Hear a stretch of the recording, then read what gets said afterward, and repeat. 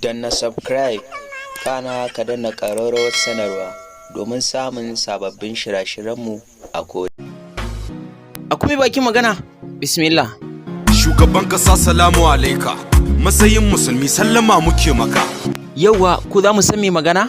Ni mai magana Adam wakilin Arewa, al'umma sun ce in ce mulkin kasan babu kwarewa. Magana ka gaskiya ne, ka ƙara faɗa musu mu muka zaɓe su. Yan Arewa mu ne muka zaɓe ka, amma yanzu sai ka shan wake babu ruwanka. Ka yi fumfurus kai ka fuska kau da kanka, kuma wanda ake kacewar su suka zaɓe ka. Akwai bakin magana, me ka tuna kake ta magana ranka ɓace?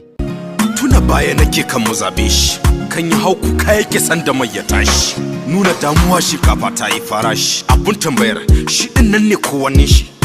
Wancan mun ga da tausayi a ran shi, don ya nuna mana talakawa ne a gaban shi, ya kuma ke kashe mu kowa jikin shi. To kakanninku ba su faɗa muku mulkin shi da ba an sha waya ba da ko ƙara zaɓar shi yanzu? Dattijawan mu sun faɗi gaskiya, sun gaya mana mulkin ka na baya an sha wuya. Muka ce ka canza sunan ka mai gaskiya, a yanzu kai kaɗai ne zaka canja Najeriya. To ka haudin ga abun da ake yi. To yanzu kun zaɓe shi, me yake ba ku takaici a mulkin sa? Abun takaici kashe mu ake, babu ruwanka kana bila cikin sanyi. Ka ƙi ko ta'aziyya ka zo kai da muke sanyi. Yanzu nadamar zaben ka muke yi, don al'umma ake yi wa yankan rago.